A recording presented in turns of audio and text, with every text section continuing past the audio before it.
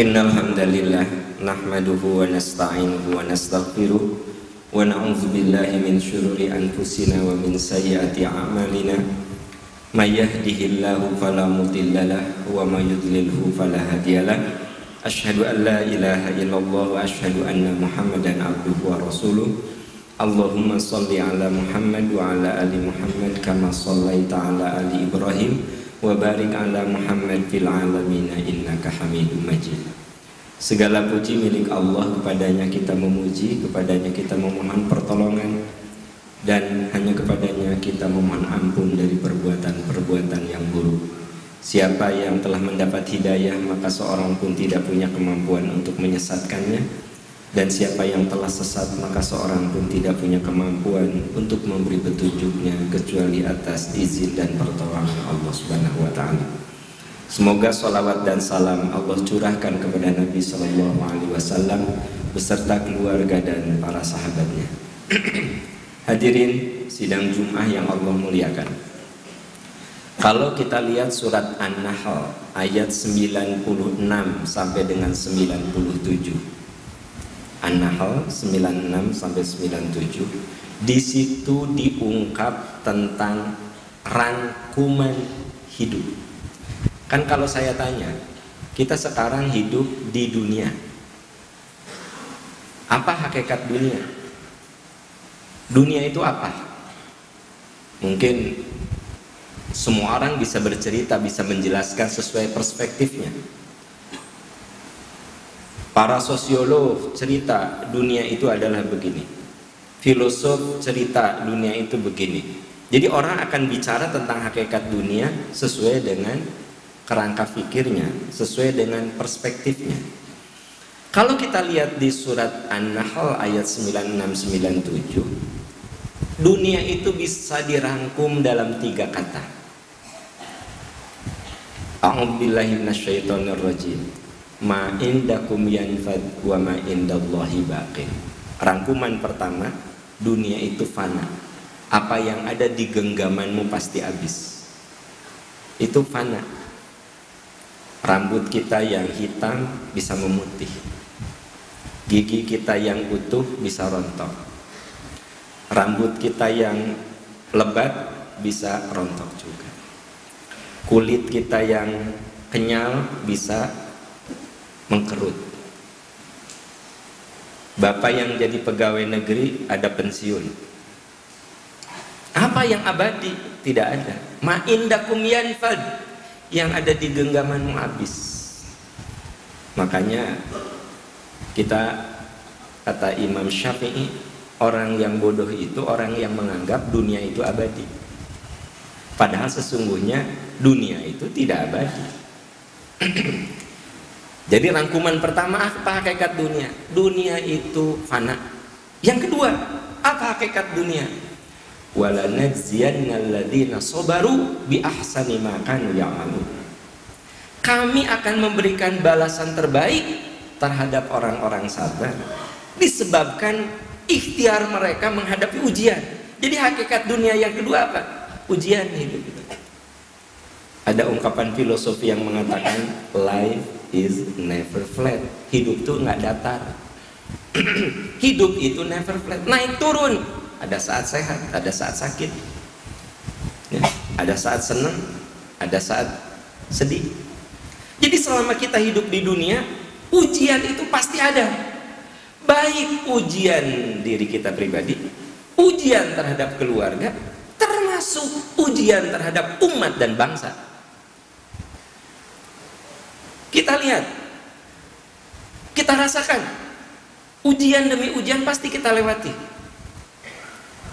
Waktu belum menikah, ujiannya adalah bagaimana cara mendapatkan jodoh yang baik. Setelah menikah, menghadapi ujian istri. Setelah punya anak, ujian anak. Setelah punya cucu, ujian. Itu ujian dalam keluarga. Ujian umat, ya. Seperti yang disabdakan oleh Rasul, sayati 'alan nasi zamanun la yabqa minal islami illa ismuhu. Ujian bagi umat Islam. Nanti ada zaman di mana pada zaman itu umat Islamnya banyak tapi tidak berkualitas. Itu kan ujian. banyak orang yang mengaku muslim, omongannya tidak menggambarkan Islam, perilakunya tidak islami. Itu kan ujian umat. Masajiduhum amiratun wa hiya kharabun minal huda. Ini juga ujian umat. Masjid-masjidnya megah tapi kosong dari kegiatan. Orang berlomba bikin masjid sebaik-baiknya, tetapi masjid sepi dari kegiatan-kegiatan keislaman. Jadi Islam lebih banyak menjadi simbol-simbol, materi diskusi, ya, materi kampanye. Wah, pokoknya agama itu tanda petik menjadi jualan. Itu ujian umat. Jumlahnya banyak, nggak ada kualitas. Masjidnya megah, nggak ada kegiatan. Jadi dunia itu tempat ujian. Dan yang ketiga, man amila amalan min dzakarin aw untha wa huwa mu'minun falanuhyiyannahu hayatan thayyibatan. Yang ketiga, dunia itu tempat berkarya. Jadi hakikat dunia itu bisa dirangkum dalam 3 kata. Tentu kita bisa bahas lebih jauh berbagai ayat, namun dalam waktu yang singkat ini cukup hadirin baca ayat itu, kita bakal punya wawasan yang bagus tentang dunia. Dunia itu fana, dunia itu tempat ujian, baik ujian pribadi, ujian keluarga, ujian umat, ujian bangsa, ya. Bangsa kita sekarang sedang menghadapi ujian. Apakah itu berkaitan dengan perekonomian, apakah itu berkaitan dengan disintegrasi bangsa, dan lain sebagainya. Umat juga sekarang lagi dapat ujian, ya. Fitnah-fitnah kepada para ulama juga begitu banyak, begitu, ya. Nah, itu kan ujian umat. Dan yang ketiga apa? Dunia itu tempat berkarya. Siapa yang berbuat amal soleh, baik laki-laki atau perempuan, dengan dasar iman, kami akan beri kehidupan yang baik. Makna kehidupan yang baik itu kehidupan baik di dunia ataupun bermakna kehidupan yang baik di akhirat. Jadi saudara-saudaraku sekalian, sidang Jumat yang Allah muliakan, tugas kita di dunia itu berkarya, berkarya, berkarya, dan berkarya atas dasar iman. Begitu kita berkarya, beramal, menanam, siap dengan berbagai ujian, dan sadari kita hidup itu fana. Itu kan hakikat dunia sebenarnya. Nah, disitulah kita seringkali di dalam sholat mohon pertolongan kepada Allah agar kita sadar dunia itu fana, agar kita tidak lupa diri seolah-olah kita abadi di dunia ini, agar ketika kita diuji ditolong oleh Allah, agar ketika kita beramal diberi kekuatan oleh Allah. Itu sebabnya di surat Al-Fatihah kita selalu berdoa, Iyyaka na'budu wa iyyaka nasta'in. Ya Allah, hanya kepadamu kami mohon pertolongan dan hanya kepadamu kami beribadah. Hanya kepadamu kami beribadah dan hanya kepadamu kami mohon pertolongan. Kenapa kita harus selalu minta pertolongan kepada Allah? Karena memang dunia itu fana, dunia itu tempat ujian, dan dunia itu tempat berkarya. Kalau kita cermati, kata pertolongan di dalam Al-Quran disebut tidak kurang dari 37 kali. Kata pertolongan di dalam Al-Quran ada nasrullah, ada nasrum minallah, ya. Misalnya ada ayat intan surullah yansurkum, kalau itu menggunakan kalau itu menggunakan kata kerja, fi'il, ya. Nah, jadi kata pertolongan di dalam Al-Quran itu disebut tidak kurang dari 37 kali. Yang menarik, setiap kata pertolongan itu ada, selalu diungkap kata ujian. Jadi saudara-saudaraku sidang Jumat yang Allah muliakan, kalau diri kita diuji, keluarga kita diuji, umat Islam diuji, bangsa kita diuji, selama kita hadapi dengan kuat, itu tanda bahwa pertolongan Allah itu dekat. Jadi sebenarnya kalau menurut firman Allah, kalau Allah mau nolong, itu orang diuji dulu. Kalau umat Islam ini mau ditolong, diuji dulu. Kalau bangsa ini mau ditolong, diuji dulu. Dan ujian itu untuk meningkatkan kualitas, kan? Oleh sebab itu, Tugas kita ketika menghadapi ujian umat, bagaimana kita mensolidkan umat Islam.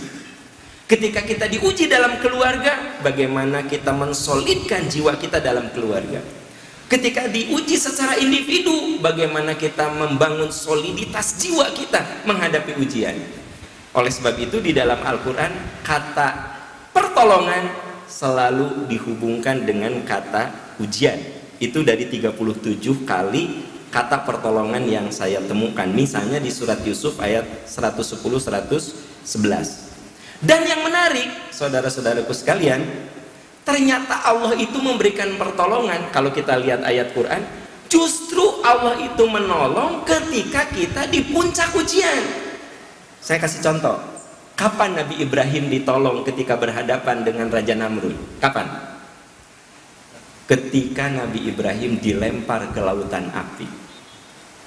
Di persidangan Nabi Ibrahim dinyatakan salah, padahal secara logika apa yang dilakukan oleh Nabi Ibrahim itu membuat terdiam semuanya, logikanya kalah semuanya.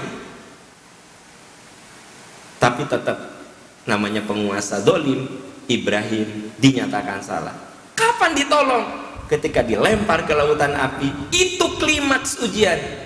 Ya naru kuni barda wassalam. Api dingin, selamatkan Ibrahim. Jadi hadirin sidang Jumat, ternyata ujian itu turun kalau kita sudah di klimaks, kita sabar, ujian turun. Jadi umat Islam sekarang boleh jadi kalau menurut pengamatan sedang diobok-obok gitu. Nah, sing sabar, sing kuat. Klimaks ujian, Allah menerima pertolongan. Gitu. Keluarga kita lagi diuji, diri kita lagi diuji, sabar. Di klimaks Allah ngasih pertolongan. Seperti hanya Nabi Ibrahim, kapan ditolong? Ketika berhadapan dengan Raja Namrud, justru ketika badannya sudah dilemparkan. Saya ingin tanya, kapan Nabi Musa ditolong? Ketika dikejar-kejar Fir'aun. Ketika secara logika sudah tidak ada jalan keluar. Nabi Ibrahim juga secara logika tidak ada jalan keluar. Beliau dilempar, api sudah menyala-nyala, kan tidak ada jalan keluar. Tapi kalau Allah udah nolong, logika kita sudah tidak bisa menjelaskan bagaimana api itu tidak bisa membakar manusia. Bagaimana Nabi Ibrahim tidak merasa panas dengan api itu. Seperti hanya Nabi Musa. Kapan ditolong? Ketika di klimaks ujian, dikejar oleh Fir'aun sampai di ujung lautan, Laut Merah. Udah, sebenarnya tidak ada jalan lain. Disitulah Allah menolong Nabi Musa agar memukulkan tongkatnya dan terbukalah jalan menuju Palestina. Kan tidak masuk akal. Tapi kalau Allah udah nolong, jadi bisa gitu loh. Saya ingin tanya lagi, kapan Nabi Ibrahim ditolong saat diuji untuk menyembelih anaknya, putranya? Kan itu ujian. Kapan ditolong? Falamatalla. Talla itu artinya pisau sudah nempel di leher Ismail. Terbayang tidak? Bapak pengen punya anak, berpuluh tahun nunggu, begitu dikasih anak, anak itu sudah remaja, tiba-tiba disuruh untuk disembelih langsung oleh bapak. Bisa bayangkan itu ujian macam apa tuh? Lalu Nabi Ibrahim mengatakan kepada anaknya, ya bunayya inni ara fil manami anni adbahuka. Wahai anakku, tadi malam ayah menerima wahyu ayah harus menyembelihmu. Fandur madza tara. Gimana pendapatmu? Apa kata anaknya? Faf almatu marusatajiduni insyaallah minas sabirin. Ayah, kerjakan saja perintah Allah. Saya siap sabar menerima perintah Allah. Falamatalla. Jadi dua-duanya sudah berserah diri dengan ujian itu. Dan Nabi Ibrahim sudah menempelkan pisau itu di leher Ismail. Turun pertolongan Allah untuk mengganti Ismail dengan seekor kibas. Hadirin sidang Jumat, ini kalau saya bahas satu persatu peristiwa para nabi, luar biasa. Inti yang ingin saya sampaikan, pertolongan Allah itu turun di saat klimaks ujian. Jadi kalau kita lagi diuji, keluarga kita lagi diuji, umat lagi diuji, bangsa kita lagi diuji, tugas kita adalah memohon pertolongan kepada Allah, tegar, kuat menghadapinya, sampai di puncak ujian Allah menolong kita. Barakallahu li wa lakum.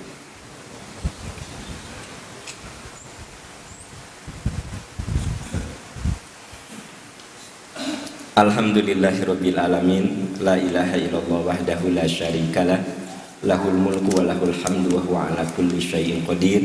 Asyhadu an la ilaha illallah wa asyhadu anna Muhammadan abduhu wa rasuluh. Hadirin sidang Jumat yang Allah muliakan, kalau kita lihat surat Al-Maidah ayat 54, di situ dijelaskan generasi alternatif. Siapa generasi alternatif? Generasi pilihan. Allah berfirman, A'udzubillahi minasyaitonirrajim, ya ayyuhalladzina amanu, hai orang-orang yang beriman, mayyartadda minkum an dinihi, siapa yang murtad dari agamanya. Sekarang ini ada orang-orang yang mengaku muslim, kalau saya ikuti di media sosial gitu ya, ngaku muslim, menghina Islam. Itu saya nggak ngerti. Ini mengaku muslim, menghina Islam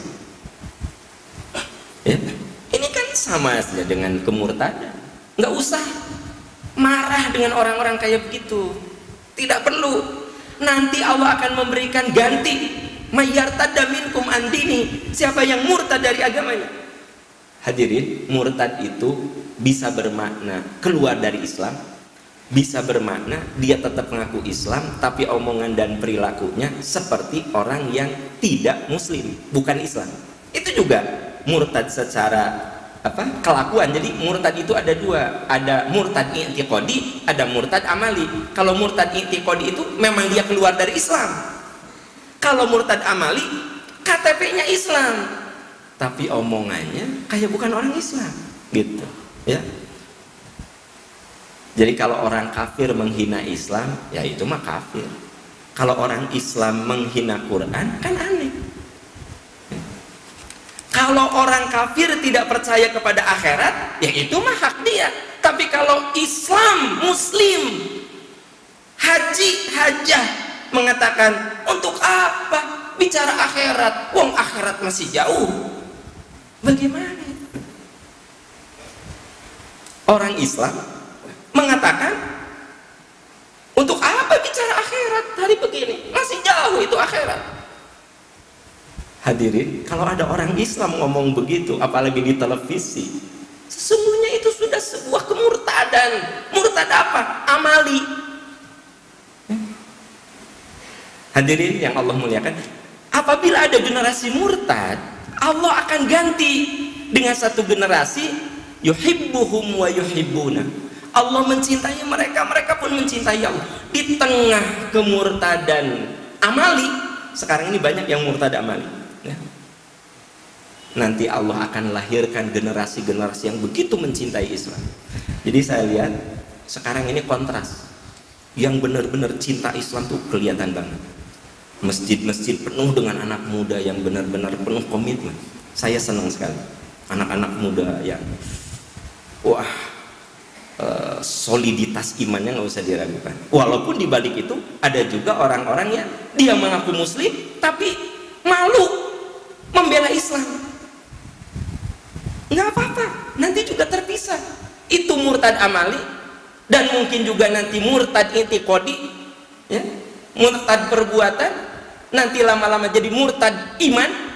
Nggak usah khawatir, yang penting adalah kita pertahankan orang-orang, anak-anak muda, orang-orang tua yang walaupun sudah berumur begitu solid dengan Islam. Itu yang dikatakan Allah akan melahirkan generasi yang yuhibbuhum wa yuhibbuna, adillatin alal mu'minin, lembut terhadap orang-orang beriman, aizzatin alal kafirin, tegas. Hadirin, beda antara kasar dan tegas. Tegas itu artinya kita memegang prinsip, itu tegas. Kita harus tegas terhadap orang kafir, bukan kasar, tegas. Ini akidah saya, itu akidah kamu, itu kan tegas namanya ya. Aizzatin alal kafirin ya. Tegas terhadap orang-orang kafir, lembut terhadap orang-orang yang beriman. Yujahiduna fi sabilillah, mereka berjuang membela agama Allah. Hadirin, yang namanya jihad itu artinya melakukan sesuatu dengan sungguh-sungguh. Makanya lahan jihad itu luas. Ketika guru mengajar dengan sungguh-sungguh, itu lahan jihad dia. Ketika mahasiswa belajar sungguh-sungguh, itu lahan jihad dia.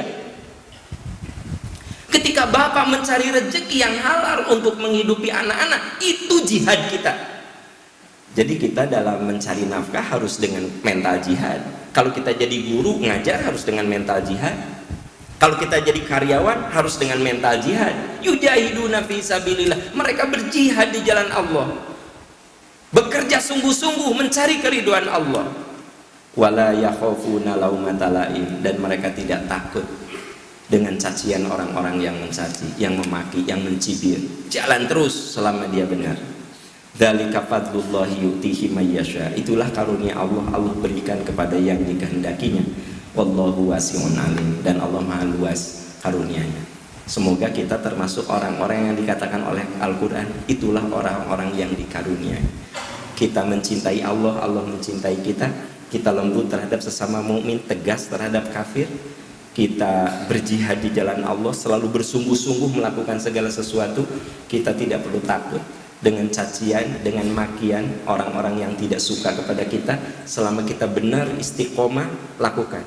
Dzalika fadlullahi yu'tihi may yasha. Kalau kamu punya sifat-sifat itu, itulah karunia yang Allah berikan kepadamu.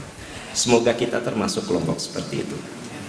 Allahumma inni as'aluka bi anni asyhadu annaka antallah la ilaha illa antal ahadus somadul ladzi lam yalid wa lam yulad wa lam yakul lahu kufuwan ahad. Rabbana dhalamna anfusana wa illam taghfir lana wa tarhamna lanakunanna minal khasirin. Rabbana la tuzigh qulubana ba'da idh hadaitana wa hab lana min ladunka rahmatan innaka antal wahhab. Rabbana hab lana min azwajina wa dhurriyyatina qurrata a'yun waj'alna lil muttaqina imama. Rabbana atina fid dunya hasanah wa fil akhirati hasanah wa qina azabannar. Subhanaka rabbika rabbil izzati amma yasifun wa salamun alal mursalin. Amin ya arhamar rahimin. Amin ya rabbal alamin. Walhamdulillahi rabbil alamin. Wassalamualaikum warahmatullahi wabarakatuh. Allah